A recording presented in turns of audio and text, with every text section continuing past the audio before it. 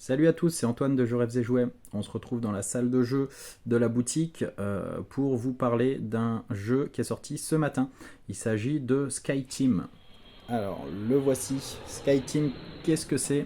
SkyTeam, c'est un jeu pour deux joueurs uniquement, coopératif, dans lequel le but va être de faire atterrir son avion sans encombre en fonction des différents scénarios sur différents aéroports. Il va y avoir des petits aléas, des fuites de kérosène, beaucoup de trafic sur les aéroports, tout simplement des manœuvres d'évitement, des virages avant l'approche, tout simplement. Et il va falloir coordonner ses actions pour réussir à poser l'appareil sans encombre.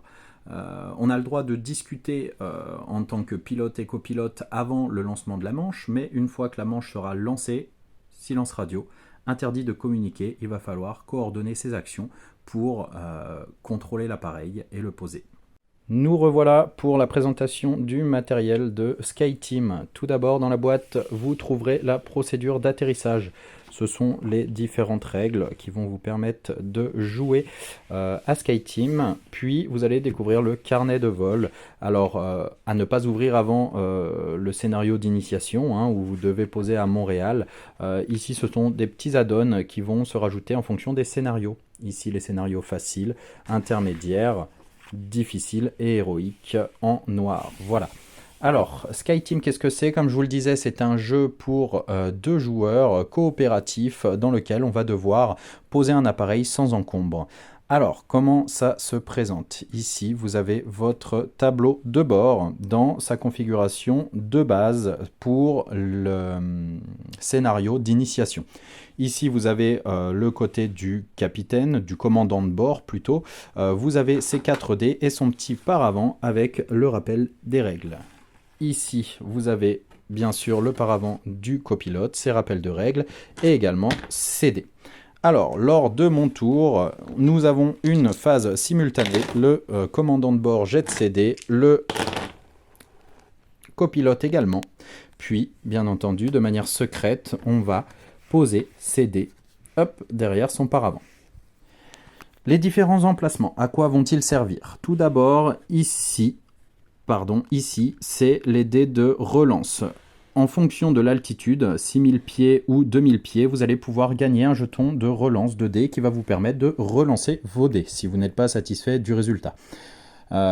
Juste en dessous, ici, ce sont les communications radio avec la tour de contrôle. Alors, à quoi ça va servir? Si je place par exemple un dé de valeur 5 dans cet emplacement en tant que pilote, je vais pouvoir demander à la tour de contrôle de dégager le trafic aérien pour mon approche. Tout simplement, on va compter 1, 2, 3, 4, 5 et je peux retirer un avion dans la case correspondante à mon dé.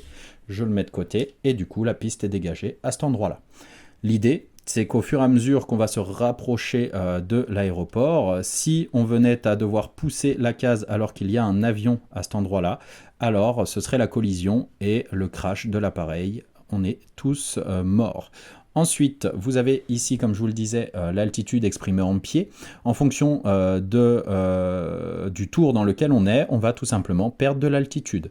On va perdre de l'altitude jusqu'au moment où on sera au sol. Si vous êtes au sol et que vous n'êtes pas au-dessus de l'aéroport, alors vous vous êtes crashé avant l'aéroport.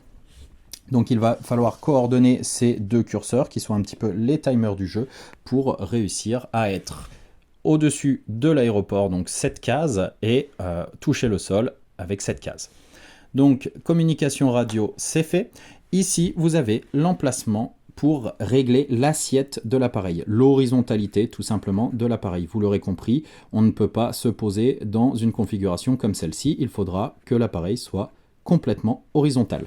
Pour ça, il va falloir que nous jouions des dés de valeur identiques pour conserver une assiette neutre. Donc, si mon copilote venait à jouer un 5 car il en a un, alors, à la fin de la manche en cours, l'appareil ne bouge pas. Si il avait mis un 6, puisqu'il n'a que ça en main, alors on va faire la différence entre les deux, ça fait 1, et il va pencher vers le plus gros résultat. Du coup, l'avion se retrouve dans une position où le tour d'après, il faudrait inverser, c'est-à-dire que le commandant de bord mette un 6, par exemple, et que le copilote mette un 5, on se retrouve dans la configuration inverse, et on redresse l'appareil. Juste en dessous, ce sont l'emplacement des turbines. Les turbines vont servir à gérer la vitesse d'approche de l'aéroport. Tout simplement, si mon copilote place un 1 et que je viens à placer par exemple un 6, on va faire la somme des deux, ça nous fait 7. On se retrouve entre les deux curseurs, le bleu et le orange. On a une vitesse de croisière constante et donc on se rapproche d'une case de l'aéroport. Si on avait été en dessous du curseur bleu, alors on ne bouge pas. On fait des tours en rond pour patienter tout simplement avant d'approcher la piste d'atterrissage. Et si nous avions dépassé le curseur orange, alors nous aurions avancé de 2 cases. Dans cette configuration-là, si nous devions avancer de 2 cases, 1 et 2, collision, on a perdu. D'accord? Ensuite, en dessous, ici c'est pour la fin de la manche, tout simplement, ce sont les freins. En fait, lorsque l'on va toucher le sol, il va falloir que la valeur entre les turbines soit inférieure à la valeur de frein. Donc, le commandant seul peut activer les freins dans l'ordre. D'abord, un dé bleu de valeur 2 activerait le frein ici. Un dé 4 activerait ce frein-là. À chaque fois que l'on va activer un frein, on va déplacer le curseur jusqu'à son prochain emplacement. Dans cette configuration-là, on aurait le droit à avoir une valeur jusqu'à 4. Dans cette configuration-là, nous dépasserions la piste d'atterrissage et nous serions crashés. Par contre, si on réussit à avoir cette valeur-là lors de la dernière manche, 3 étant bien inférieur à 4, alors on réussit à se poser et à freiner à temps. Bien sûr, on ne peut pas se poser si on n'a pas sorti les trains d'atterrissage et donc ça c'est la tâche du capitaine. Dans ce premier emplacement, il peut mettre un 1 ou un 2, un 3 ou un 4, un 5 ou un 6. Bien entendu, il faut pour se poser que les 3 trains d'atterrissage soient sortis. De même, en face, le copilote a ses missions particulières. Lui a 2 emplacements pour communiquer avec la tour de contrôle et enlever du trafic, mais également il va pouvoir mettre les volets tout simplement pour ralentir l'appareil et augmenter sa portance. En 1 et 2, il peut activer le premier volet, en 2 et 3, le deuxième, en 4 et 5, le troisième, et en 5 et 6, le quatrième volet. Il faut les faire dans l'ordre et il faut qu'ils soient tous déployés pour pouvoir se poser.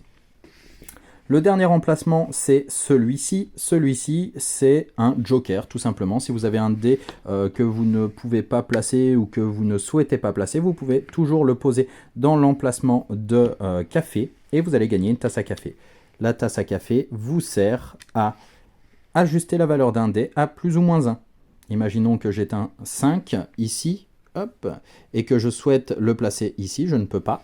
Je dépense donc une tasse à café, je fais plus 1 à mon dé, je cherche donc la valeur 6, je le place et j'active le dernier frein. Voilà pour les règles générales de SkyTeam. Le reste, ce sont, comme je vous le disais tout à l'heure, des add-ons que vous allez pouvoir rajouter en fonction des scénarios. Voilà, alors je vous ai tout présenté. En attendant, je vous souhaite un bon vol et un atterrissage sans encombre. SkyTeam, qu'est-ce qu'on en a pensé ? Ma femme et moi, on n'est pas du tout jeu coopératif, on est plus dans la bagarre, dans l'affrontement et dans la compétition, mais celui-ci déroge à la règle, hein. Franchement, on a adoré. C'est très simple dans sa mécanique de gestion de dés, mais il y a une réelle profondeur stratégique et une réelle marge de progression pour tout simplement coordonner ses actions ensemble, pilote-copilote, pour mener à bien l'atterrissage tout simplement de cet appareil. Franchement, c'est le petit coup de cœur de cette semaine. Je vous dis à bientôt et j'espère que cette vidéo vous aura été utile. Si oui, vous pouvez toujours vous abonner aux différents réseaux de la boutique Je Rêves et Jouets. On peut nous retrouver sur Facebook, sur TikTok et sur Instagram, mais également sur la vente en ligne sur Internet avec jerêvesetjouets.com. Voilà, à bientôt, au revoir.